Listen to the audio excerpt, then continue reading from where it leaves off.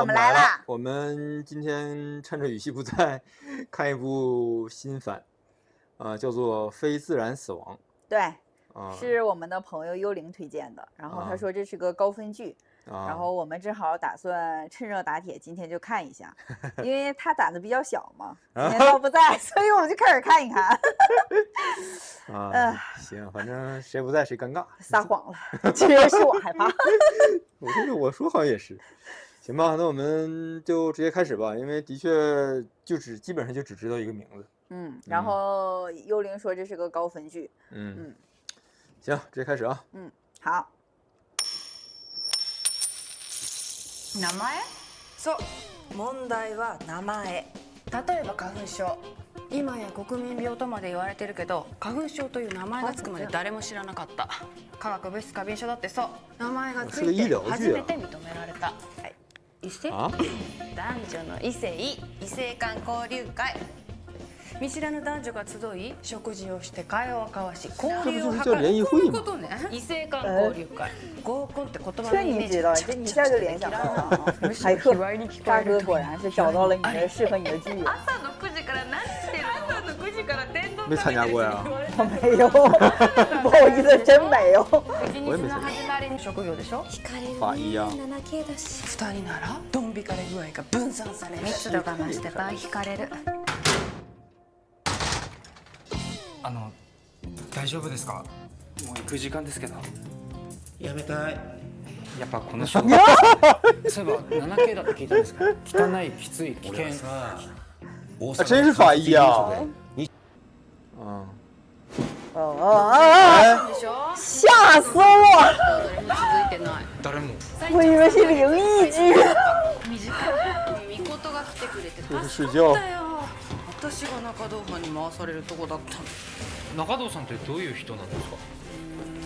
触らぬ神たたりなし、顔なしみたいなもん。有点難。同じ解剖医としてはもう少し楽しくパーッとね。ある彼氏と。可以吗？狭心症から心筋梗塞まで広く含まれます。言い換えれば通称 UDI ラボ。国の認可を受けた全国初の死因究明に特化した研究所です。这种你还行。法医解剖医2名を擁し、警察や自治体から依頼された年間約400体のご遺体を解剖調査しています。所内には検査会社が常駐し、東京都の23区外、西日本を中心に依頼があれば全国のご遺体を引き受けております。ただし、今天看的这个日期有点不太行。現金の前你往这上面想。大哥，你要害怕你就直说啊！让我害怕。我现在想怎么样呢？我感觉刚才那个女主角应该在日本是非常有名的女演员吧？死後10日、保存状態が芳しくなく、かなり熟しておられます。急いだ方がいいと思うんで、立て続けて申し訳ないですけどお願いします。哎，这是不是有点法医秦明那种感觉？じゃあ、じゃんけんで網だくじサイコロ振りましょうか。わかりました。コイントスで。そのクソみたいな提案いつまで続くんだ。私はただ公平に決めたらどうかと。公平。便利な言葉だな。じゃんけんでも貧乏くじでも引いてやるよ。俺に実績で並んだら公平にな。実績。解剖の経験数、中野さん3000件。胸腔内に出血なし。はい。大動脈解離ではないね。心脳内。地下にシャワー室あるよ。いや、そこまでは。匂いってどんなにガードしてもつくんだよね。クレアチニンの数値出たよ。通常の3倍。急性腎不全で間違いなし。急性肾功能衰なぜ竭。急性？生きてる人を治す臨床医の方がまだ。我觉得未来のための仕事。这个男生之后应该会有所转变。死因どうだった？まだわかりません。薬毒物検査の結果を見てから。高野島さんのご両親が妙な話を聞いたって連絡くれたんだけどね。この人、敷島由香さん。高野島さんと組んで仕事してた外部のデザイン会社の人らしいんだけど。ゆかり。あんまり好みではないです。好み聞いてない。この人が。突然死したって。あ？それも高野島さんが亡くなった翌日。一人別の部屋で亡くなってて外傷はなく部屋に不審な点はなく。この番組は暮らし感じる変えていく T&G 结束了。トヨタ不能吧？1小时呢？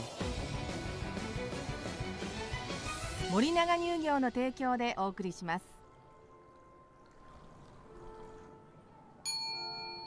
无无名名之之毒啊，刚开始啊。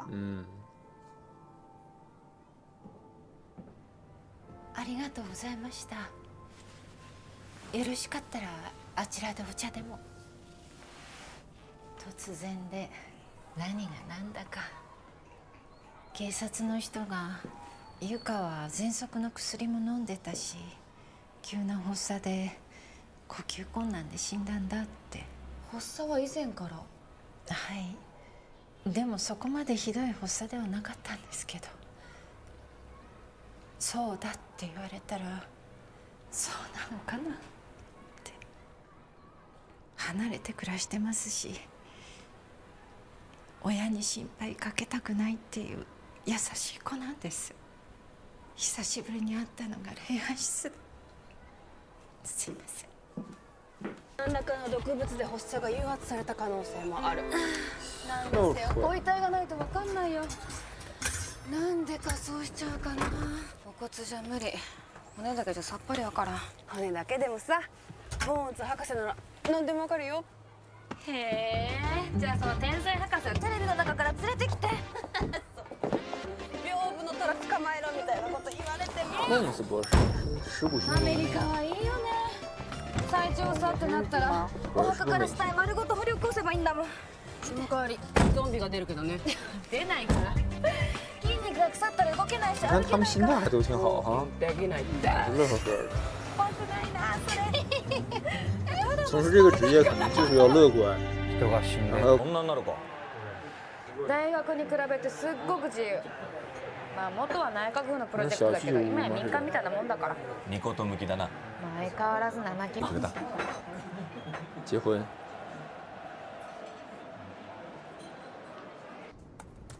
ただいま。みこと？ただいま。お帰り。こんな時間にどうしたの？近くまで来たから早くちゃんお土産。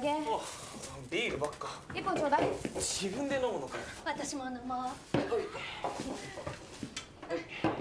他那氛围不错呀。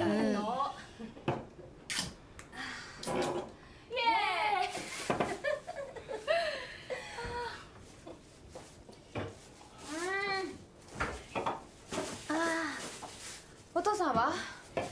先月はボリビアにいて、今は多分アジア。国境警備隊に蜂の巣にされてるかも。我去，现在这么好吗？本当にビールだけ飲みに来たの？咋了？因为刚才那个男生的那个问题吗？对，我要结婚了，你们同意吗？今度付き合ってる人連れてくる。結婚？まあ多分。多分ってなんだよ。まあそういうことかな。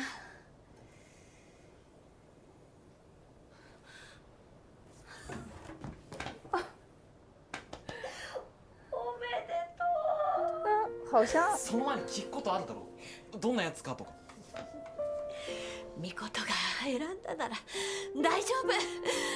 シャンパン着よっか。いいよ。あんたやちょうど。お母さん明日も仕事でしょ。他们还挺愿意喝酒啊。相手どんなやつ？唉，无条件的相信自己的女儿。間抜けな。バカよ。喧嘩した時あの像顔这种剧吧，我总觉得身边人会那啥。その男さ、我姉ちゃんのこと知って倒んの？不觉得身边人会那啥，我觉着本当に知ってんの？这男的他俩不会在一起。就是我总觉得会发生点啥。你是说就是死亡之类的吗？还是说背对叛之类的？对对，类似一种。私の家はここだけ。幸せだね。要不然就是凶手正常，像那那种港不剧似的。对，那港剧会，对对对，见证实录那种。对。我觉得日剧应该不会，可能会死。就日剧还好一些，就港剧那些明星咱大部分都熟嘛，就是基本上一出来就知道他要么是凶手，要么是主角，是吧？出たよ。何が出た？何にも検出されませんでした。出ないか。毒殺じゃなかったんだ。いや、そうは言っていない。スクリーニングマシーンで調べられる薬毒物は200種類まで。これ以外の薬毒物、例えばフグの毒テトロドトキシンは200種類に入れてないから検出されない。そんなシステム。フグを食べたって情報があれば個別で調べる。つまりこの先は疑わしいもの一つずつ当たるしかない。この世で最も恐ろしい毒、なんだかわかる？わかりません。名前のない毒。名前のない毒。毒物ってのはね、原哦，就怕这种容易视角的这种，就刚才那种镜头的角度。是配合这个音乐，我觉得还好，ここだね。还挺轻松。因为你看这个小男生啊，他说他喜欢这个女主嘛，我总觉得最后他俩会在一起。玉ねぎ8、あと人参9、リンゴ10。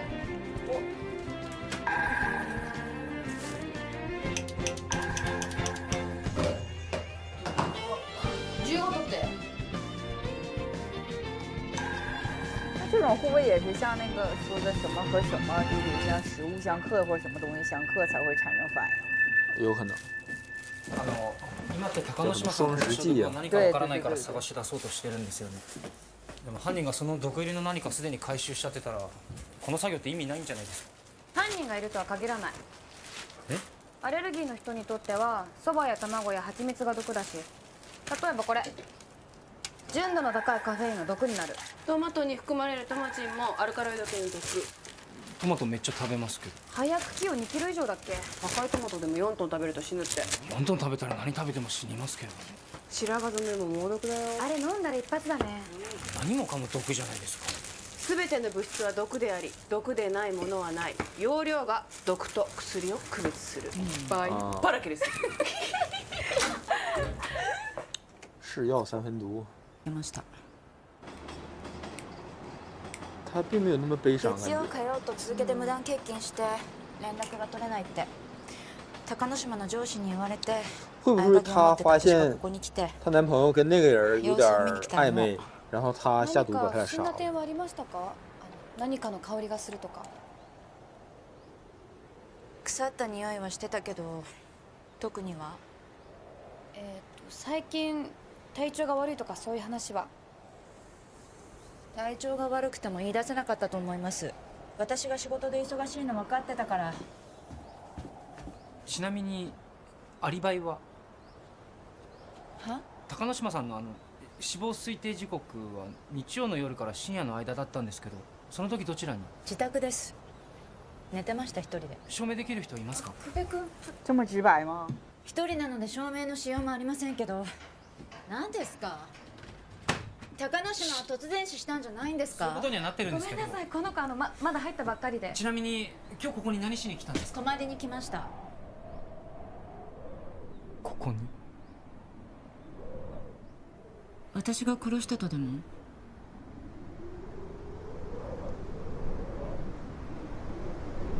どうやって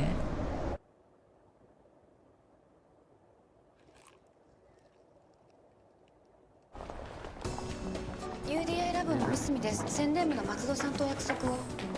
こちらお名前をお願いします。見て、馬場さん。本当だ。会社来れるよね。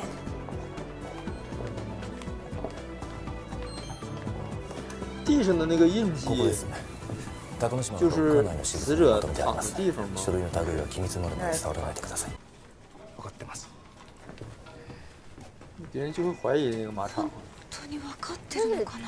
应该是主要是超出他的职责范围了吧？对，他不应该这么做。高野島さんのことを調べてるんですよね。はい、すいません。別会社の敷島由香さんのことは？はい、一応聞いています。じゃあその2人ができてたって話は？高野島からは馬場さんと結婚するつもりだと聞いてましたよ。忙しくて段取りが進まなかっただけで。あそこです、研究。三角関係？浮気された馬場美智子が高野島さんとゆかりんを殺したんじゃないかって噂になってるんだって。まさか高野島が二股野郎だったとはね。馬場美智子は毒物扱ってました。薬品名まではわからないですけど、ポリエステルの研究してる。ポリエステルならエチレングリコール使ってるね。エチレン？エチレングリコールが体内に入ると30分で消化器や中枢神経に異常が出て、12時間を過ぎると呼吸障害が起きる。ゆかりの喘息発作。24時間を過ぎると腎臓障害。高野島さんの症状。決まりじゃないですか。そのエビッチをエチレングリコール。馬場美智子が2人に飲まして殺した。エチレングリコールは舐めると甘いっていうから、飲み物とかお菓子に入れてもいいかも。思い出した。あ、ねえねえ。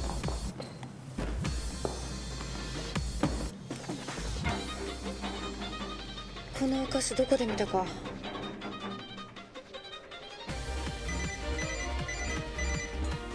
馬の絵？あ、ゆかのバッグの中に入ってたんです。好きだったお菓子なのかなと思ってお供えに。他俩都吃这一种。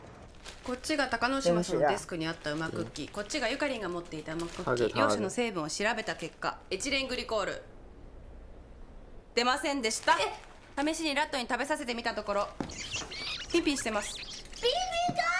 生きててよかったな。よかったけどよくないです。クッキーに毒性はなし。高野島さんの検体からもエチレングリコールは検出されず。会社と部屋から採取した資料は全部質白。今回の死因に該当するものはなし。こんだけ調べて手がかりゼロ。調べ尽くしても原因を特定できないなら、稀にあるケース、説明できない突然死なんじゃないかな。今週中に鑑定書まとめてご遺族に提出しましょう。肯定还有我们没有想到的地方。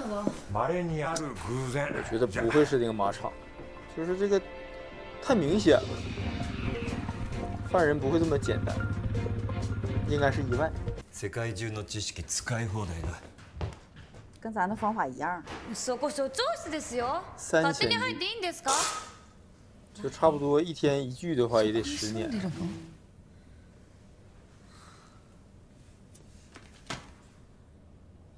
世界海外の症例ね。あ、これ時間かかるな。这得查大量的资料啊，这也是。但是他应该也是没有毒的呀，你小白鼠吃了也没死。就像咱说的，会不会它本身是无毒的，但是两个放在一起查才是有。何も出ず。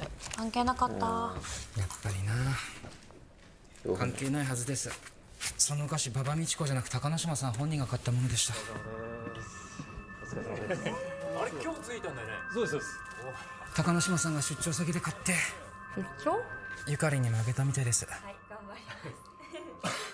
大丈夫ですか？大丈夫です。いただきますね。どうぞどうぞ。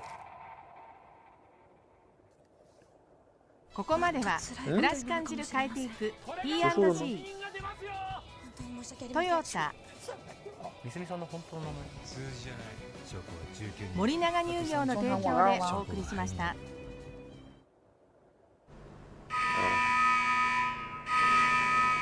UDI の三角です。常駐企業の皆様に至急のご連絡です。冷凍保存の冒険資料からマーズコロナウイルスを検出できる企業はいらっしゃいませんか？マーズ？死後経過時間から考えると2000年代に中国で流行した SARS と同じコロナウイルスですが、型が違い死亡率は跟我想的不一样吗？感染は彼らの命に関わります。高野島さんがどれだけの人数と接触し感染を拡大したのか調べないといけません。这个事儿啊，这个赤い金魚。红色的金鱼是什么？什么意思？他有事情要调查呀，要不然他也不会查这么多尸体。遺体が集まるといえば東欧医大。このところ多いみたいですよ。市民が。哎，有点悬疑的意思了。美味しいんだろう、こんな時に。不知道为什么，就是感觉在悲伤的时候吃东西会非常容易嫌になっちゃいますね。流眼泪。我心情不好的时候就会吃甜食，喝饮料。吃东西正常来讲应该会让人愉悦。綺麗ですね。お土産です。婚約指輪の発祥は古代エジプトなんだぞって自慢げに。高之島さんが。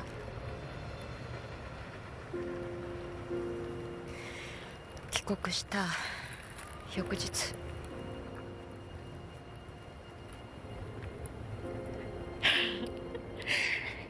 一緒に過ごした最後の夜になっちゃった。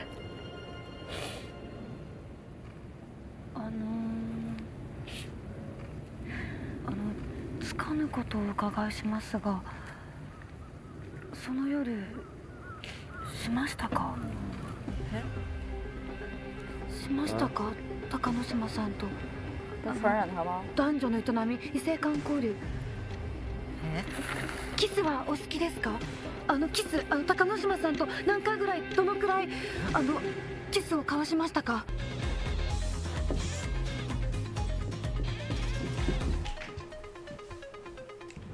高之島さんが感染を広げたんじゃなくて病院で移された。そういうこと。東欧医大にはコロナウイルスの研究チームがある。もしかするとウイルスが漏れて。哎呦我去！雰囲気違うんだもん。違う服を着たい時だってあります。悪いと言ってるわけじゃない。怎么说这儿了？へえ、こういう分かりやすい。違う、いい。这个反转的。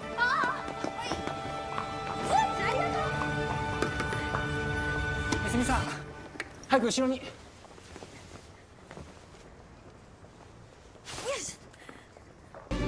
哇，他这个剧真的是一波接一波啊，不断的这个反转，新剧情。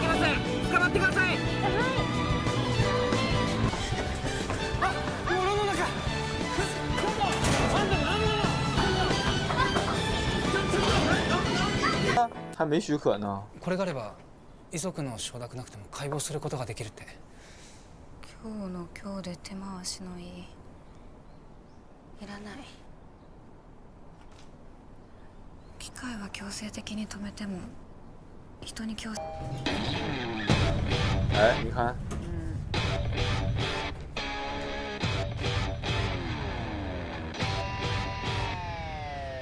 感染源が本学にあるとはバカなこと言わないでください。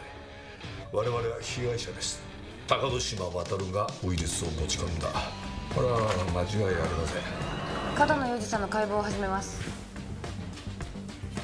では院内で初めて MERS の感染者を確認したのは高之島渉さんの LINE が明らかになってからだと。もちろんですよ。国内に報告例がなかった感染症ですよ。その被害が本学に及ぶとは夢にも思いませんでした。肺がカッチカチだ。急性肺炎を起こしてる。右肺 520g。検体取ります。久部君、チューブのキャップ開けといて。死後48時間以内は体内でウイルスが来てるから感染注意ね。48小時还得送検査してよろしく。検査入ってご両親は。私ちょっと髪の毛乾かしてから急がなくていい。父と母には帰ってもらった。ただの待ち合わせならいくらでも待てる。これまでもそうしてきた。でも今日は今日くらいはこっちを優先してほしかった。俺はミコトと家族になりたいと思ってた。ミコトはそう思ってくれてる？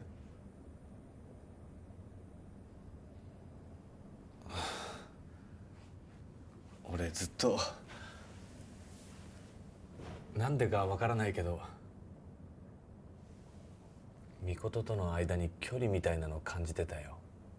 3年付き合ってもミコトのこと知らない気がする。これってなんだろうな。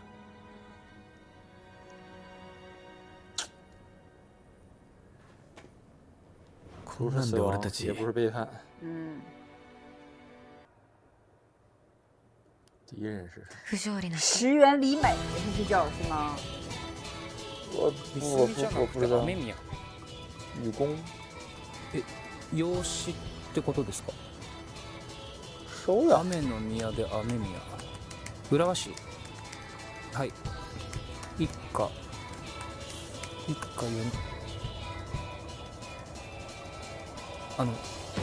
すいません。もう一度。他家人被害啊！自杀。哎，下集预告了，预告我们就不看了。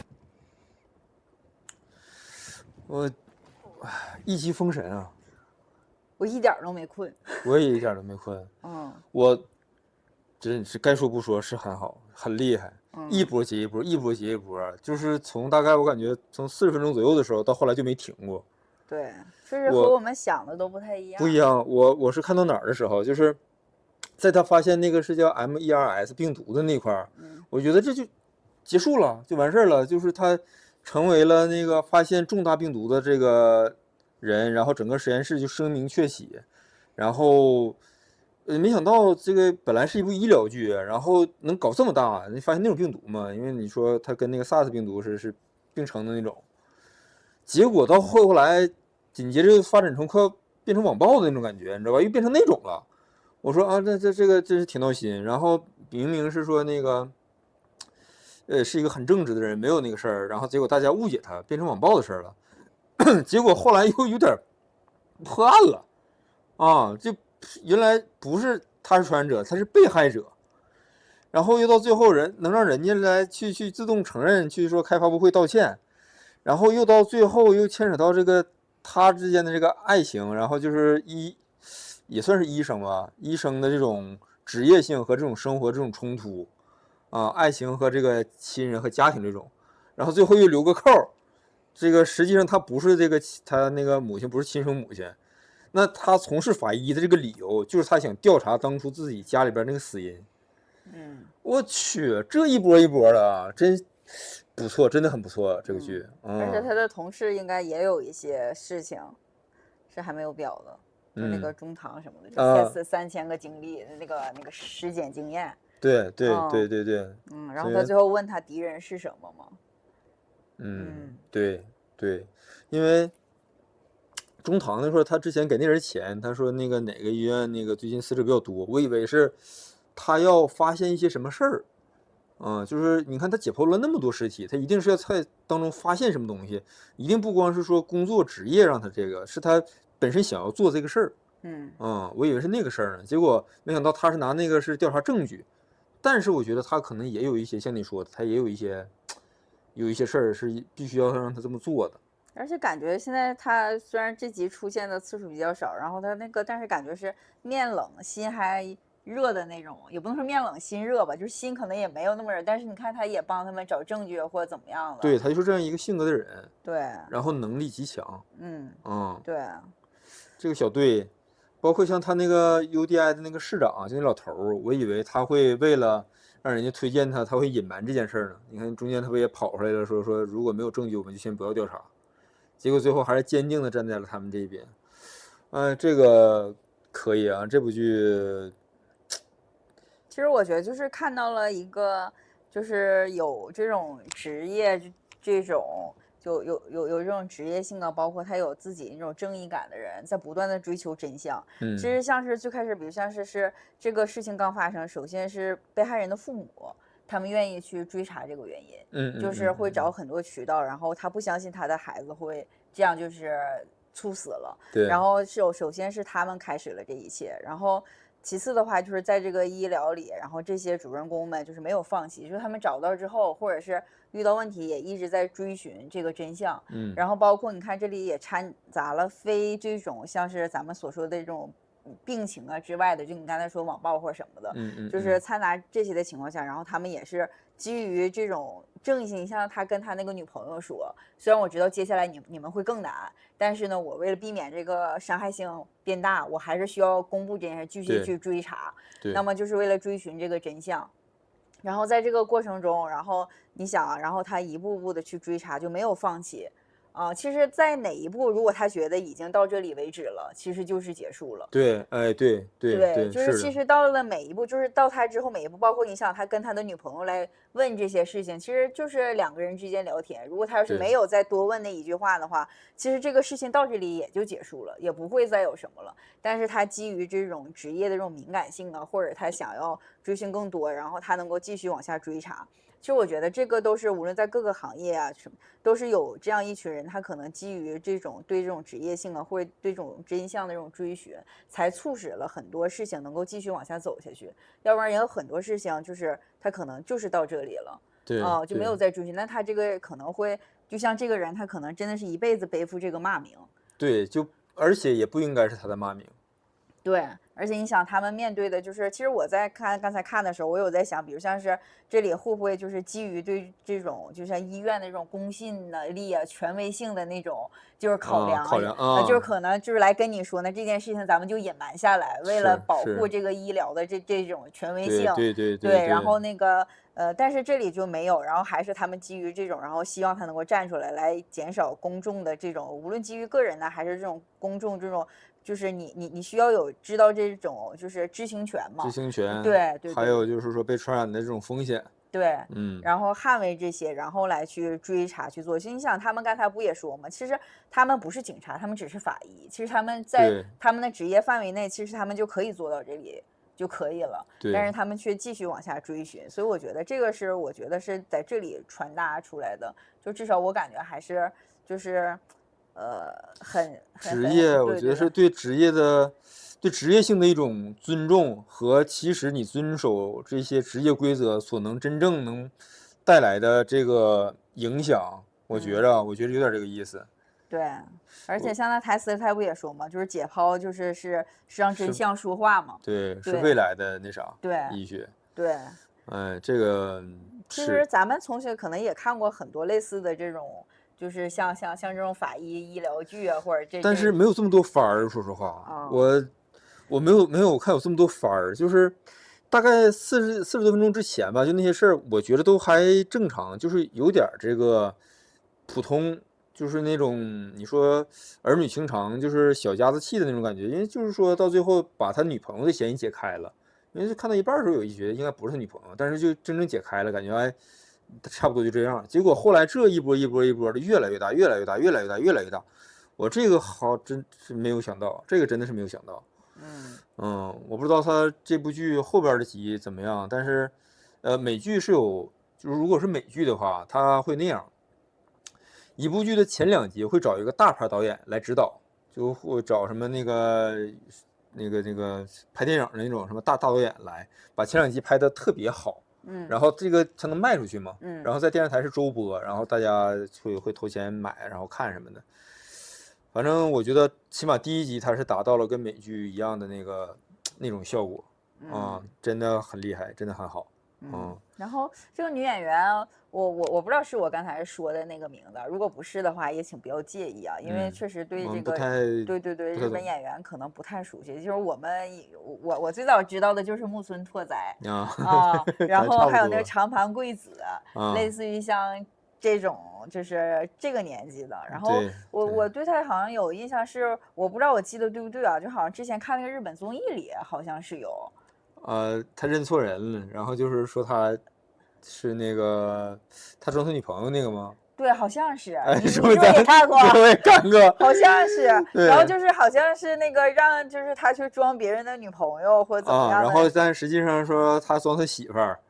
对，然后让人就是所有人都看不出来，就他自己以为是怎么地的那种。对，就那种好像真是好像是就不知道是不是，如果不是，大家可以帮我们科普一下，就是。但是他当时是写他名是有什么石原什么吗？对啊，好像是。不太知道，反正这个名字我听过。啊，哎呀，挺厉害。这个女生看起来呀，以后如果是真是说找男朋友，可能也得在她这个圈子里边。因为你看她在这么重要的，因为之前没说是要相亲嘛，其实不就见未来公婆嘛，在这么重要的时刻，她还是选择了这个所谓的她那侧的大义啊，就是说职业性的那些东西。其实就是很多人们就是为了这种所谓的这种工作性质特性，其实他们是会牺牲了很多个人的这种生活。不仅仅像这里的法医啊，像很多的其他的岗位的人员，可能在这种重大的事情面前，可能都会选择，就是刚才像她男朋友说，可能他们认为在此下就是更重要的事情。对，你就像我们前2年吧，就前2年这个能不能说疫情时期，你说那么多医疗那个人员，然后奔赴这个疫区吧，然后去做这些检测呀，然后维持那段时间的这个正常的秩序，那其实也是这样的，我觉得。尤其是谁也不知道明天会发生什么。就是你去的话，能不能回来，或者是会不会被传染？就最严重的那段时间，真的是挺吓人的。哎呀，这个挺好，不错。